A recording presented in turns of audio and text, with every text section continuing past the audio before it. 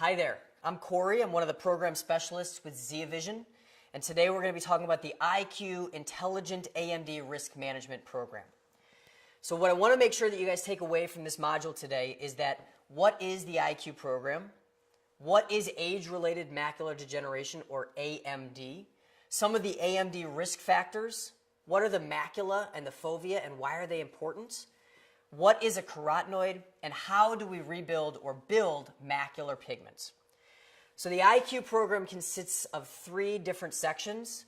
The Quantify, which is our macular pigment optical density device. It measures macular pigment optical density.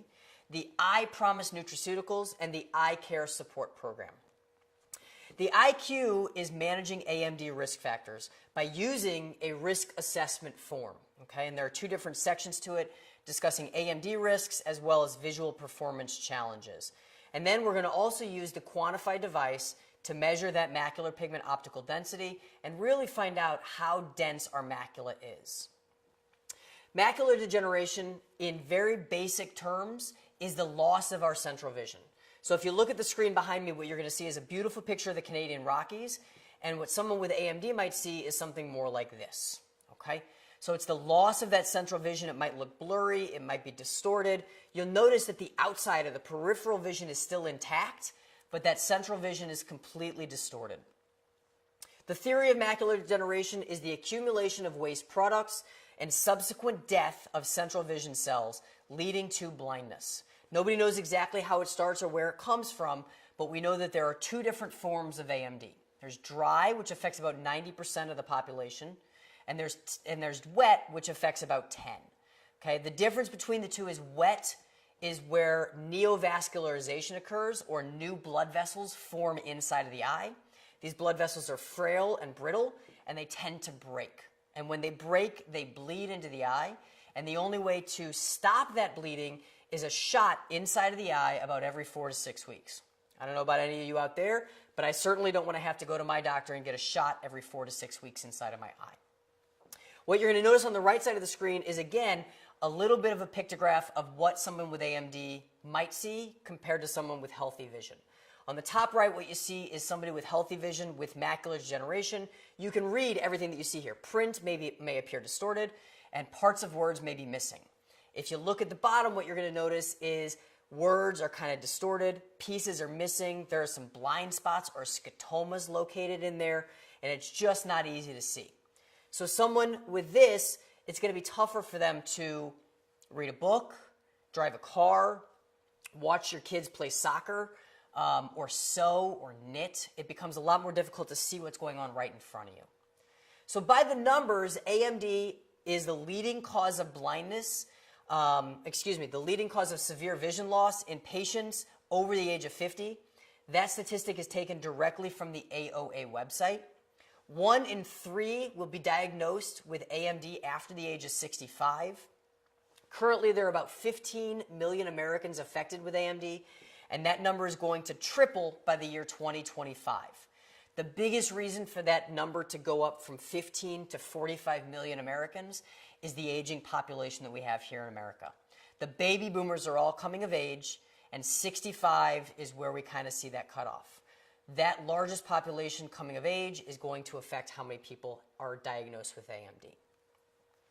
Some of the risk factors that we want to talk about today. There are 4 that we cannot change, nothing we can do about them, and 3 that are modifiable. Now, these are just a few of the risk factors, but the ones that we see the most. Family history, so your genetic code. While you may want to pretend that your family isn't your family, you can't. Okay? They are your family, and they are who they are. You can't change who they are. Your age. Again, you may want to pretend that you're older if you're young or younger if you're old, but the fact of the matter is you can't change what age you are. Your gender. This affects more women than men, and cardiovascular disease. So those 4 things cannot be changed. What we can change is smoking. Okay? We know that smoking is bad for just about everything out there. It includes our eyes and our vision. Okay?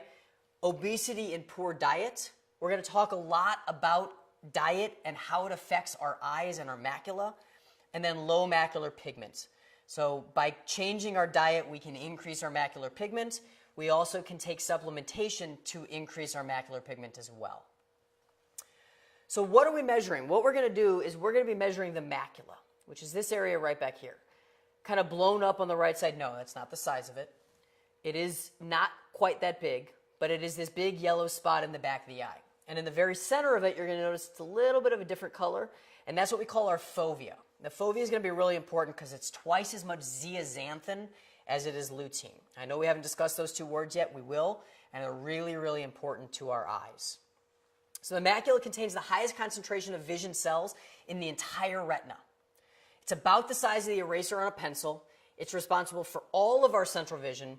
Damage may be permanent and irreversible, and it contains the fovea, which has the largest percentage of cones versus rods. Okay?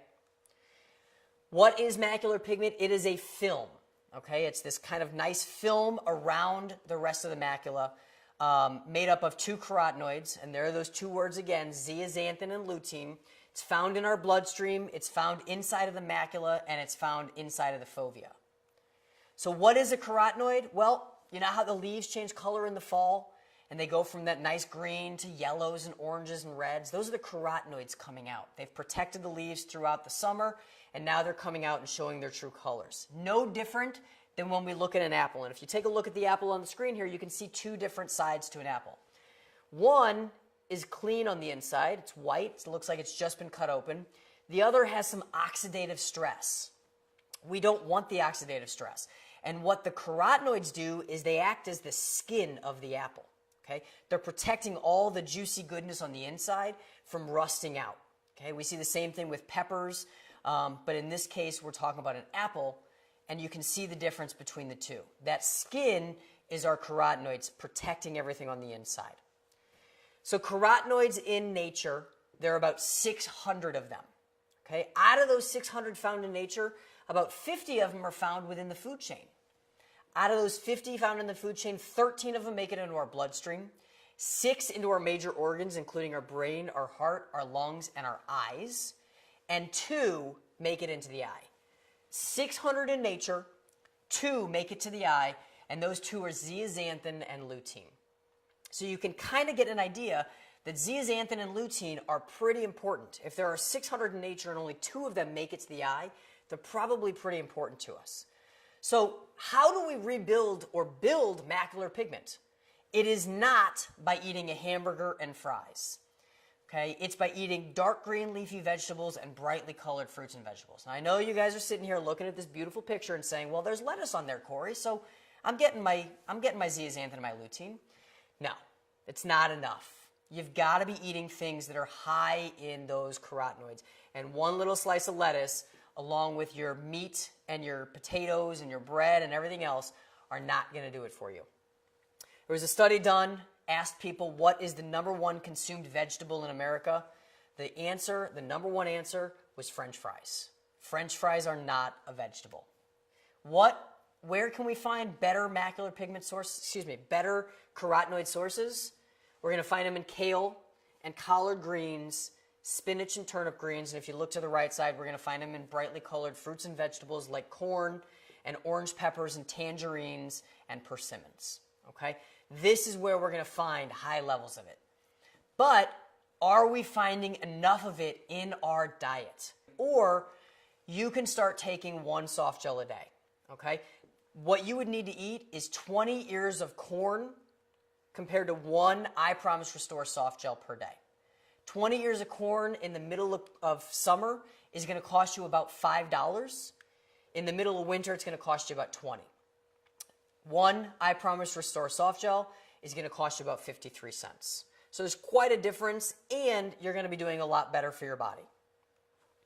So how do we rebuild macular pigment? What do we want to do is we want to build our internal sunglasses, okay? So we want to make them as dense as possible. We want our macular pigment to be as dense as possible. And the way we do that is we want to make them like internal sunglasses, darker and stronger than they are if they're just like regular glasses.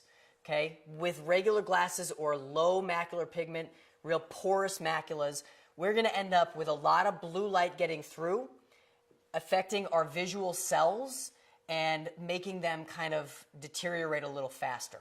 What we want to do is we want to densify. We want to make them more dense and make them darker, like internal sunglasses. As you can see by the image on the right, our sunglasses are darker, and the blue light is being absorbed by them and protecting our visual cells behind it.